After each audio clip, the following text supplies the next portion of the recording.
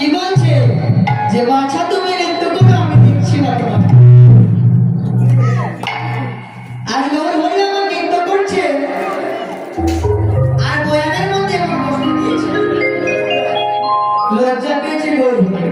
Operator ভাই দৃষ্টি আকর্ষণ করছি, আপনি যেখানে থাকুন না কেন লজ্জা পেয়ে বলছে যে মা আমি যে নৃত্য করছি তুমি কি দেখছো?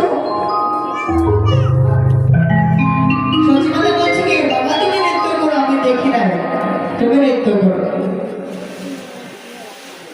আজকে প্রভাত বেলায় গৌর হরি আমার নৃত্যটিকে জাগরণ করে নৃত্য করছে। নৃত্য করতে করতে গৌর হরি আজকে আমার ক্ষুধা লেগে গিয়েছে। আজকে গৌর হরি আমার সচিমাতাকে বলছে মা ভালো ও মা, আজ যে আমার বড় ক্ষুধা পেয়েছে গো মা,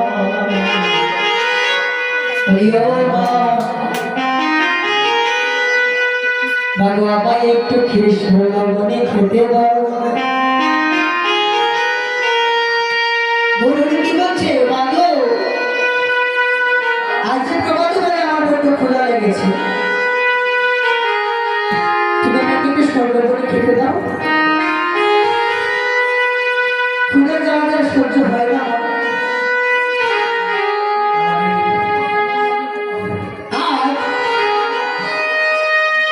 গৌর হরি এমন বায়না শুনে সচিমাতা কি করতে জানে? সচিমাতা সকল নদীয়াবাসীকে ডাক দিয়েছে, বলছেন কি ও নদীয়াবাসী, নদীয়াবাসী বলি দেখে যাও আসি। আজ আমার গৌর হরি অন্যায় রূপ যেমন উদয় হয়েছে। সচিমাতা কি করতে জানে? সচিমাতা আমার নদীয়াবাসীকে ডাক দিয়েছে, কেমন করে বলছে দেখো দেখো আসি, অর্থাৎ নদীয়াবাসী